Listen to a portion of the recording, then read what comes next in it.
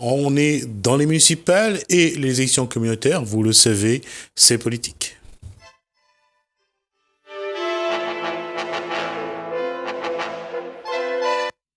Et nous accueillons ce soir Jean-Hugues Ratenon. Bonsoir, monsieur Ratenon. Bonsoir. C'est votre combien de fois ou... À l'élection municipale, c'est la troisième fois en fois tant que tête de liste. Et on va poser une question qui va peut-être vous faire sourire. Qui est Jean-Hugues Ratenon? Bon, ça ne fait pas sourire. Il y a toujours des gens qui ne connaissent pas, puisque on entend ici ou là qu'aujourd'hui, je fais partie des gens d'en haut. Mais je voudrais quand même rappeler que Jean-Hugues Ratenon, c'est quelqu'un qui vient de Canjaco, à Brapanon. Ça veut dire que le petit village, le petit quartier, en dehors de la ville, en dehors de ce qu'on appelle les catégories un peu plus bourgeois, et donc issu d'une famille très pauvre, agriculteur. Mon père était colon sur les terres de Virapoulet. Il était agriculteur, tombé malade très jeune.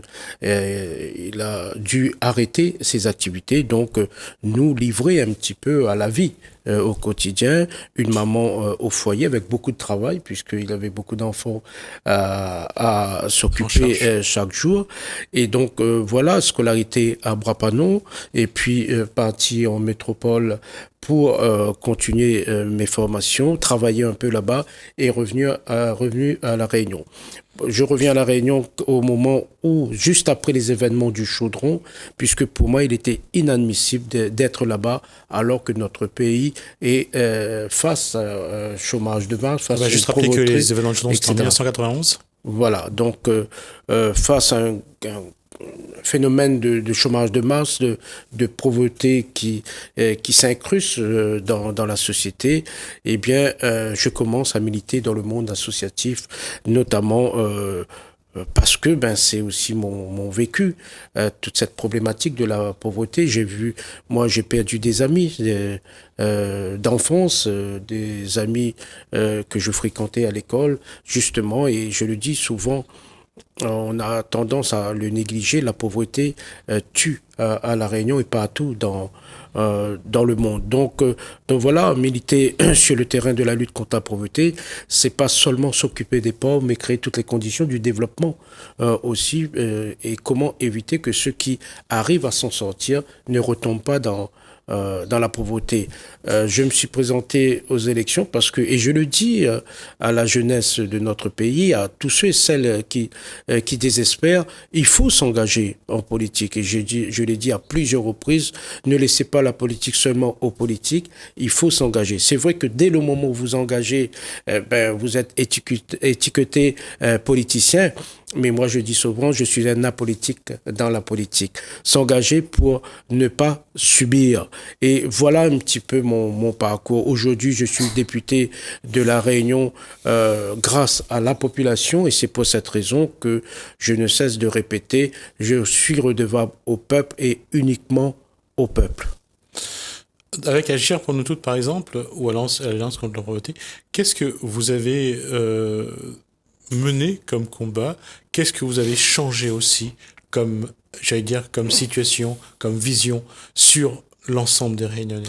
Déjà, nous les capables. Nous les capables, puisque si on prend au départ, on a créé le mouvement des chômeurs panonnés devant l'ampleur de la tâche, et on s'est dit qu'on ne peut pas rester qu'au stade panonné. C'est pour cette raison qu'à partir d'un moment, on transforme le mouvement des chômeurs panonnés en Agir pour nous tous. Ce n'est qu'un changement de nom, et le statut, le socle reste la même. Et puis on s'engage, et arrive le collectif des emplois en danger, et c'est à ce moment-là que les Rayonnaises et les Rayonnais, si on peut dire comme ça, découvrent un peu Jean-Hugues Ratenon à travers la bataille pour les emplois jeunes. Qu'est-ce qu'on a changé à ce moment-là? Quand le gouvernement de Raffarin de l'époque décide de supprimer tous les emplois jeunes, il y avait plusieurs centaines de milliers en France, que ce soit dans le privé, au monde associatif, dans les collectivités territoriales, mais aussi au niveau des services de la fonction publique d'État, que ce soit dans la police, dans les hôpitaux, tout cela, eh bien, décide de supprimer ces emplois jeunes. il y a une résistance à La Réunion et c'est nous, à travers le collectif Emploi en danger. Et on arrive à sauver des milliers d'emplois jeunes à l'époque, puisque beaucoup aujourd'hui, et je les rencontre, travaillent encore dans les collectivités, alors qu'ils allaient être virés au bout de 6 ans, beaucoup ont été insérés dans le monde associatif à travers des contrats à durée indéterminée, et d'autres dans l'éducation, et je pense aux aides éducateurs, ont vu leur contrat être prolongé dans le cadre d'un contrat de droit public, alors même qu'ils étaient sur un contrat de droit privé, en poste d'assistant d'éducation, avec des renouvellements tous les 3 ans, et je connais aujourd'hui, certains sont profs, d'autres travaillent dans le domaine technique à l'éducation nationale.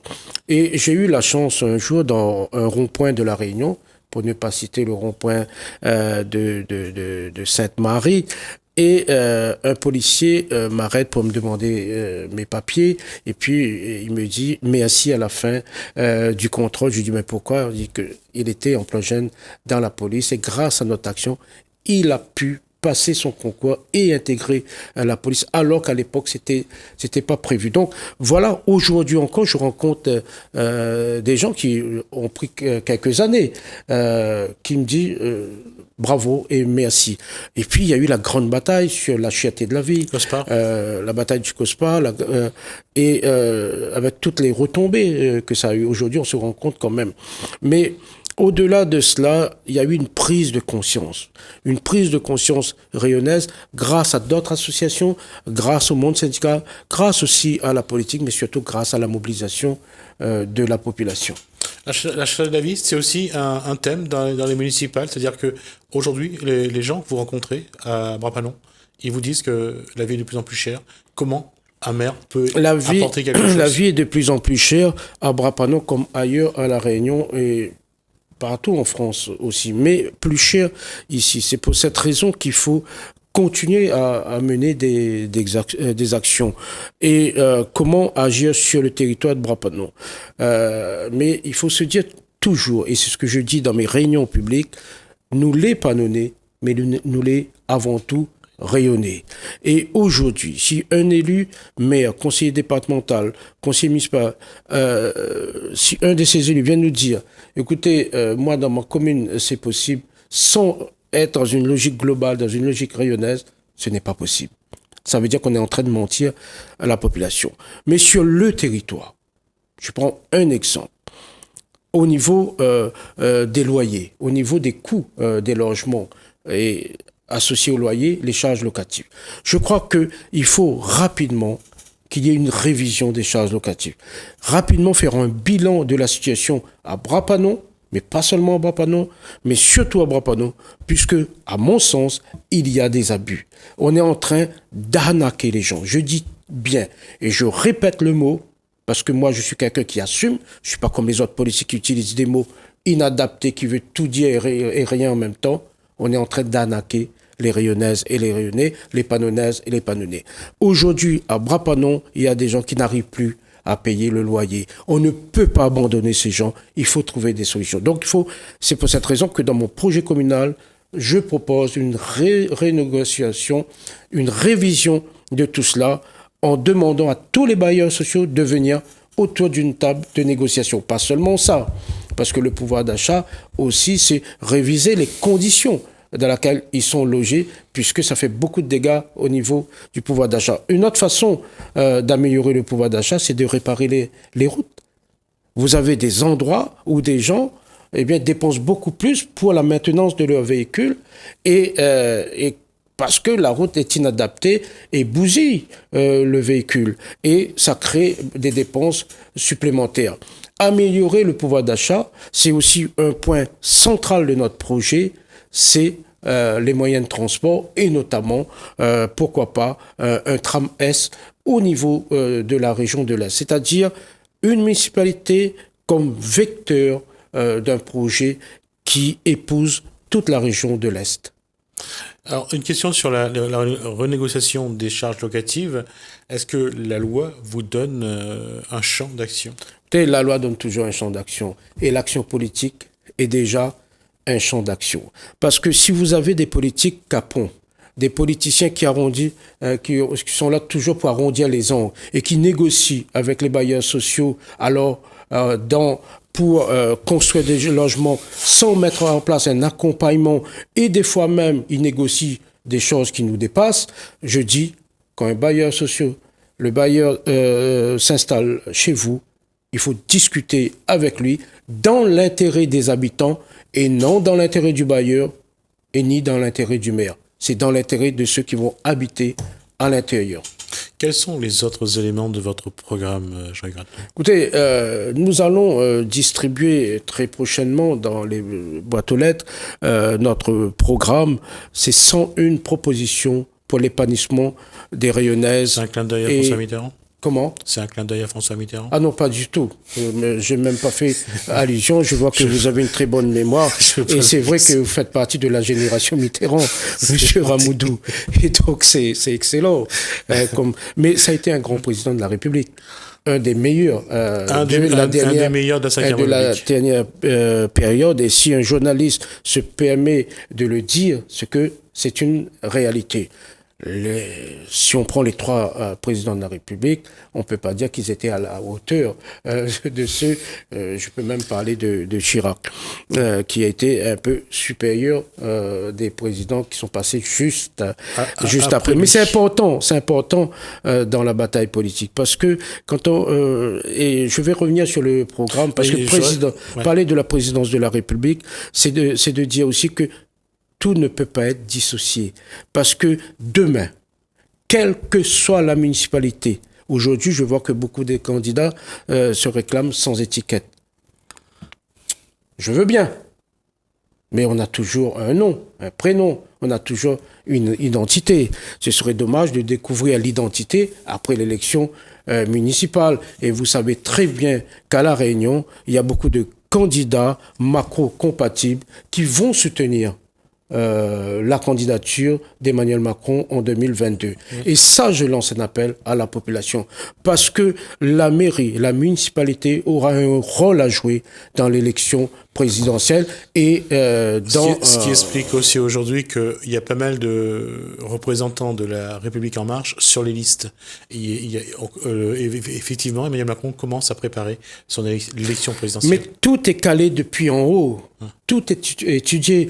Et je donne un exemple. La candidature de M. Didier Robert à Saint-Denis est totalement dans cette stratégie des macronistes à La Réunion. Et pour parler de Brapanon, 2 personnes qui ont appelé à voter pour la liste En Marche lors des dernières européennes sont les mieux placées sur une liste.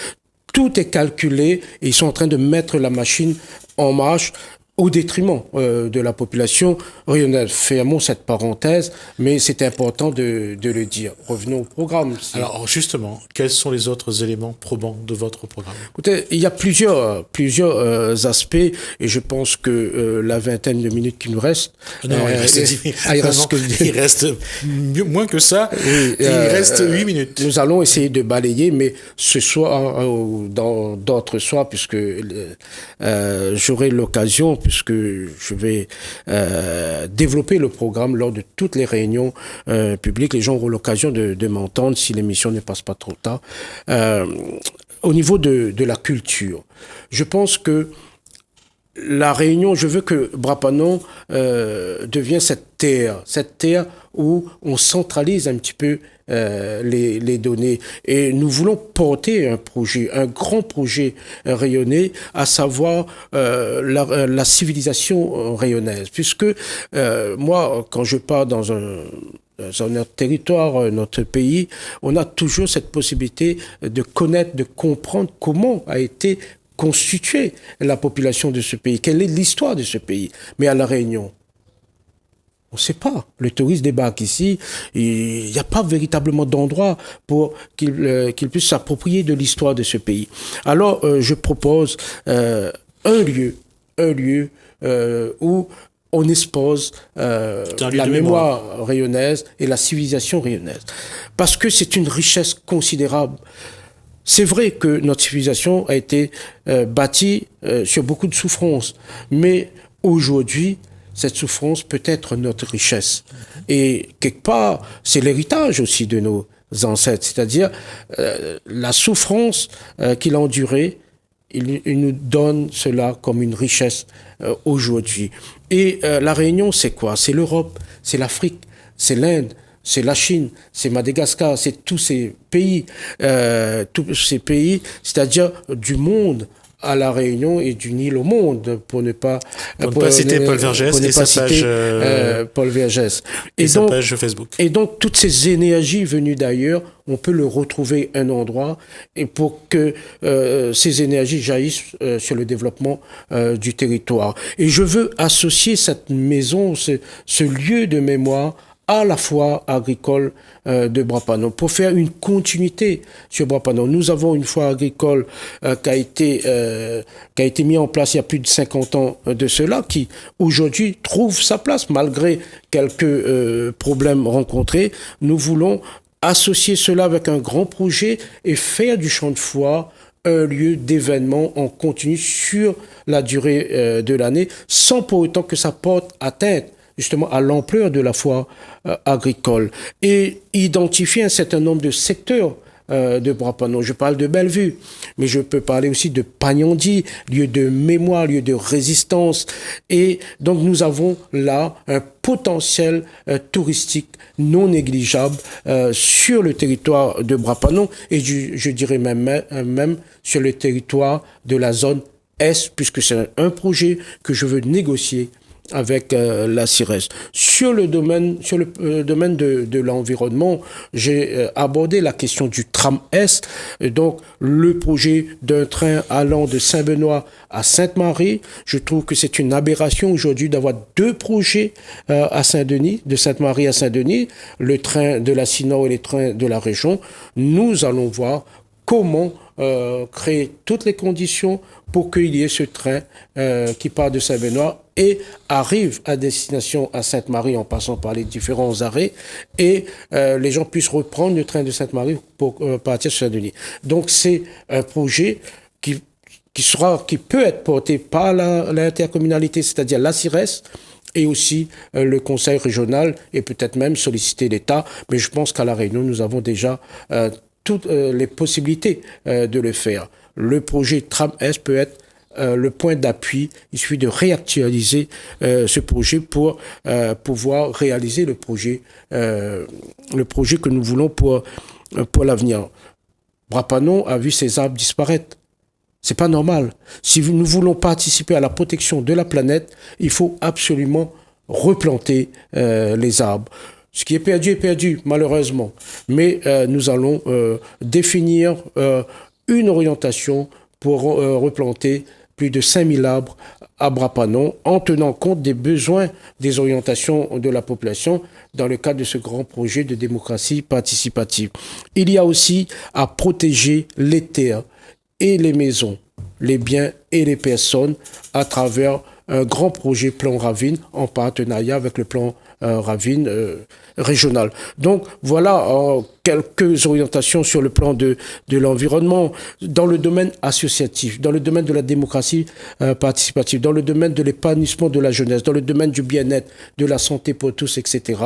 C'est mettre en place la maison des associations, et cette maison des associations aura pour objectif de coordonner toute la politique associative à Brapano. Nous voulons redynamiser le tissu associatif à Brapano, et c'est possible. Et la maison des associations nous permettra aussi de ne plus tomber dans les arrangements, dans le favoritisme, etc., puisque la maison des associations nous donnera l'orientation politique, et au conseil municipal de valider en fonction de la politique générale que nous souhaitons pour le territoire.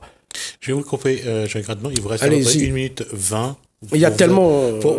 pour vous adresser à la tellement population. de choses à dire, mais je m'adresse à la population de Brapano pour dire que la politique n'est pas un jeu, l'élection municipale n'est pas un jeu, on ne joue pas avec la population, et donc moi je ne joue pas avec vous. Et c'est pour cette raison que je voulais réaffirmer aujourd'hui, de manière la plus solennelle possible.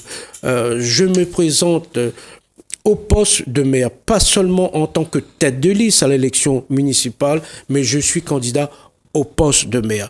Et si j'ai décidé d'abandonner, est-ce que c'est vraiment un abandon du mandat de député? Je dirais non, puisque ma suppléante va prendre le relais avec les mêmes projets, avec les mêmes orientations, mais dans son style à elle, puisqu'on travaille ensemble depuis le début de la mandature, pour pouvoir pour que moi je puisse être au service des Panonnaises et Pannoniens. Ça veut dire quoi? Ça veut dire que si j'abandonne ce mandat de député pour être le maire de Brapanon, c'est parce que j'aime Brapanon et je veux servir la population de Brapanon. Je suis très attaché à ce territoire parce que je suis né à Brapanon, j'ai grandi à Brapanon, j'ai vécu à Brapanon, je me suis formé à Brapanon. C'est vrai que j'ai fait un petit passage en dehors de Brapanon, mais Brapanon avant tout. Je suis redevable à la population. Vous m'avez donné toutes ces années, vous m'avez soutenu pendant toutes ces années dans mes actions. Aujourd'hui, il est de ma responsabilité de vous rendre cela dans le cadre d'une nouvelle gouvernance à la mairie de Brapanon. La paix a changé de camp. Maintenant, à vous de venir participer à l'épanouissement de notre commune pour un bien-être de tous. Merci Jean-Hugues Ratenant. C'est moi. Merci à vous de nous suivre. Merci également à Lalanne, merci à François.